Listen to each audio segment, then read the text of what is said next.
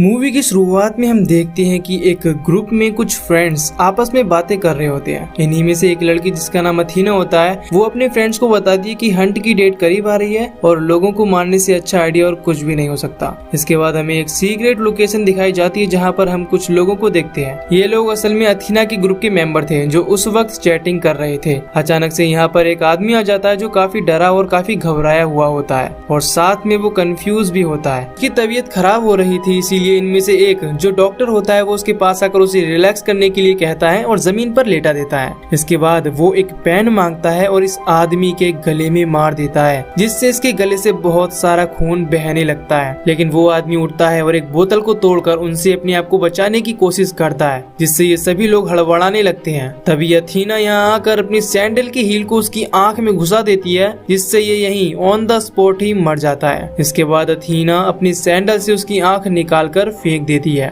इस सब के बाद सीन शिफ्ट होता है और हम एक लड़की को देखते हैं जिसकी आंख खुलती है और वो देखती है कि वो एक जंगल में है और उसके मुंह को किसी चीज से बांधा गया है। उस लड़की के अलावा यहाँ पर और भी बहुत से लोग थे जिन्हें कैदी बनाकर यहाँ पर लाया गया था। अब ये सभी एक खुले मैदान में पहुँचते हैं जिसके बीचों बीच एक लकड़ी का बड़ा सा बॉक्स रखा था। इनमें से एक आदमी उस लकड़ी के बॉक्स के पास जाकर उसे ओपन करता है जिसमें से एक छोटा सा पिग यानी सुअर बाहर आता है। उस सुअर के अलावा इस बॉक्स में बहुत सारे हथियार भी थे जिन्हें ये सब आपस में बांट लेते हैं। उस लड़की को वहाँ पर चाबी मिलती है जिसकी हेल्प से सब अपने मुंह पर लगी हुई इस चीज को खोल देते हैं। तभी अचानक से उन लोगों पर कोई फायरिंग करने लगता है और इस फायरिंग में सबसे पहले वो लड़की ही मरती है। लेकिन इन पर ये फायरिंग कौन कर रहा था ये हमें मूवी के आखिर में पता चल जाएगा। खैर एक औरत यहाँ से भागने की कोशिश करती है जो कि एक गड्ढे में गिर जाती है। एक आदमी उस लड़की की हेल्प के लिए जाता है और वो देखता है कि वो गड्ढे में बिछाई गई जाल में गिरी है। वो उस लड़की को बाहर निकालता है जिसके बाद ये दोनों जंगल की तरफ भागने लगते हैं। लेकिन तभी उस आदमी का पांव एक माइन पर आ जाता है और वहाँ पर ब्लास्ट हो जाता है। ये आदमी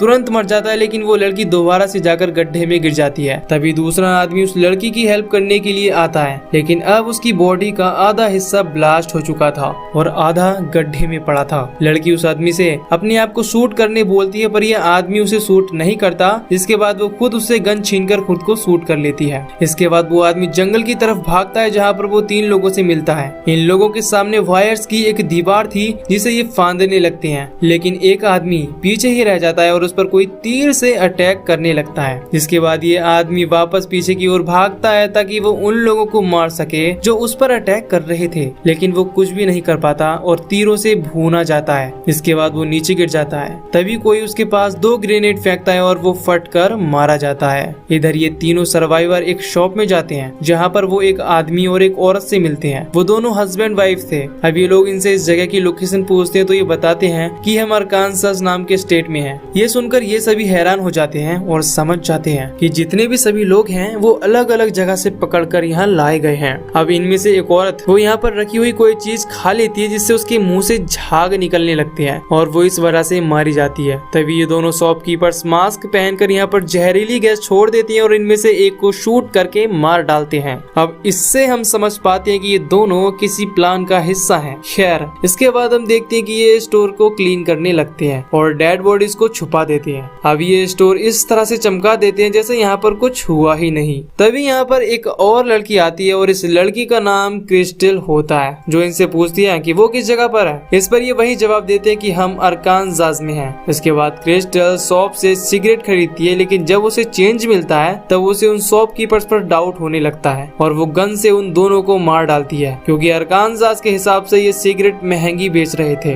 अब क्रिस्टल बाहर आकर एक ट्रक का नंबर प्लेट हटाती है और उस नंबर प्लेट के पीछे एक और नंबर प्लेट होती है। उसे यकीन हो जाता है कि जो लोकेशन उसे बताई गई है वो गलत है। असल में वो किसी और ही जगह पर है जिसको उसे खुद भी नहीं पता। तभी उसे पता चलता है कि इस ट्रक में ही कुछ वायर्स हैं जो कि एक बॉम्ब से कनेक्टेड है। तभी वहाँ पर एक और आदमी आता है जिसका नाम गैरी होता है और क्रिस्टल उसे छुपकर देख रही थी। अब इससे पहले कि गैरी ट्रक का दरवाजा खोलता क्रिस्टल उसे बताती है कि ये ट्रक एक ट्रैप है और इसमें एक बॉम्ब लगा हुआ है। अब क्योंकि क्रिस्टल ने इस तरह गैरी का भरोसा जीत लिया था इसीलिए ये दोनों एक साथ हो जाते हैं और ट्रेन की पटरियों की ओर चलने लगते हैं। तभी इन्हें एक ट्रेन का पता चलता है जिसके बाद ये दोनों उसमें चढ़ जाते हैं। ट्रेन पर और भी लोग मिलते हैं जो कि रिफ्यूजी थे। गैरी क्रिस्टल को बताता है कि ये लोग सिर्फ उन्हें गुमराह करने के लिए हैं और ये भी उन लोगों के साथ मिले हुए हैं जो हमें मारना चाहते हैं। तभी कुछ दूरी पर जाकर उस ट्रेन को कुछ सोल्जर्स रोक लेते हैं और सब लोगों को बाहर निकालते हैं। गैरी उन सोल्जर्स को बताता है है कि ये सब रिफ्यूजी फेक हैं, लेकिन उसकी बात पर कोई ध्यान नहीं देता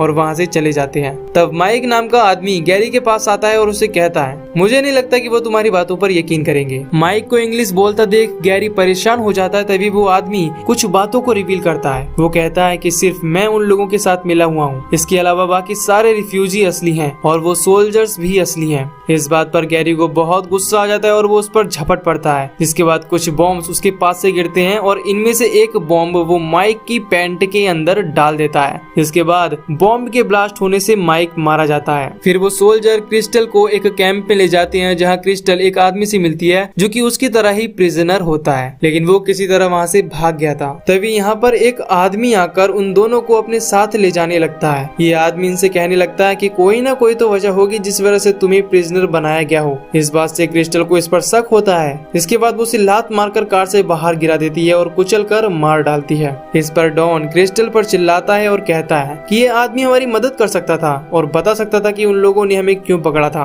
और वो लोग हमें क्यों हंट कर रहे हैं। लेकिन जब वो उसकी कार की डिग्गी खोलते हैं तब उन्हें वहाँ पर गैरी की डेड बॉडी मिलती है, जिसे देख वो समझ जाते हैं कि ये भी उन्हीं हंटर की टीम से मिला हुआ है और अगर ये लोग इसे न मारते तो ये इन्हें मार देता। अब डॉन क्रिस्टल को बताता है कि जितने भी सभी प्रिजनर्स थे वो सब मारे गए हैं, अब सिर्फ हम दोनों ही बचे हैं। इसके बाद हमें दोबारा से वही ग्राउंड दिखाया जाता है जहाँ पर सबको प्रिजनर्स बनाकर लाया गया था और इसके साथ ही वहाँ पर वो सीक्रेट लोकेशन भी दिखाई जाती है। उस जगह पर हंटर्स थे और वहीं पर उनका ट्रेनर भी था। और दोस्तों, शुरुआत में जो गोलियां प्रिजनर्स पर बरसाई जा रही थी वो ये लोग ही चला रहे थे। डॉन और क्रिस्टल भी वहाँ पर पहुँच जाते हैं और डॉन को वो सुअर मिल जाता है। वो हंटर्स को डिस्ट्रैक्ट करने के लिए सुअर को वहाँ पर फेंक देते हैं, जिसके बाद क्रिस्टल अंदर आती है और वो एक एक करके इन सभी हंटर्स को मार डालती है। लेकिन इन हंटर्स का ट्रेनर अभी जिंदा होता है और वो क्रिस्टल पर अटैक कर देता है और उन दोनों की काफी फाइट होती है और क्रिस्टल उस ट्रेनर को भी मारने में कामयाब हो जाती है। तभी रेडियो के थ्रू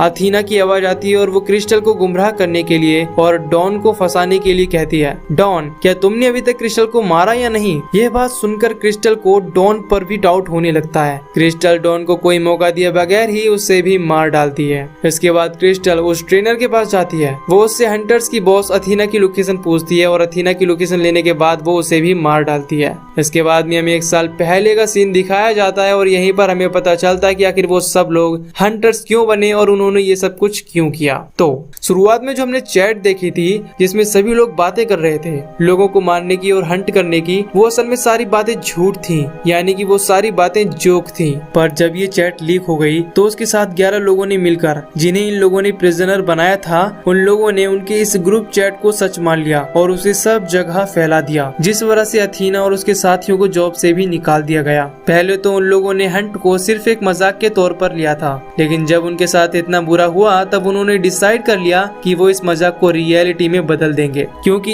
इन्हें उन लोगों से बदला लेना था जिन्होंने एक मजाक को सच में बदल दिया, जिसकी वजह से इनकी जॉब भी छूट गई। और इसीलिए इन लोगों ने उन सब लोगों को इसमें शामिल होने के लिए ट्रैप किया। अब प्रेजेंट में जब क्रिस्टल अथीना की लोकेशन पर पहुंचती है तो वो देखती है कि अथीना खाना बना रही है। अब ये दोनों आपस में बातें करने लगती हैं। अथीना क्रिस्टल से कहती है कि मुझे उसके बारे में सब कुछ पता है और वो उसकी फैमिली बैकग्राउंड का मजाक भी बनाती है। लेकिन क्रिस्टल कहती है कि तुम जिस क्रिस्टल की तलाश कर रही हो वो मैं नहीं हूँ, बल्कि तुमने गलत क्रिस्टल को फंसाया है। इसी के साथ इन दोनों के बीच फाइट होती है और वो दोनों घायल हो जाती हैं और नीचे गिर जाती हैं। इसके बाद वो दोबारा फिर से उठती हैं और फाइट करने लगती हैं, लेकिन लास्ट में क्रिस्टल जैसे तैसे जीत जाती है और अथीना हार जाती है। अब अथीना कुछ देर बाद मर जाती है पर क्रिस्टल जिंदा बच जाती है। वो अथीना का बनाया हुआ खाना खाती है और उसके ही कपड़े पहनती है और उसके डॉग को लेकर वहाँ से जाने लगती है बाहर की ओर। उसे अथीना का प्राइवेट जेट दिखता है। इसके बाद वो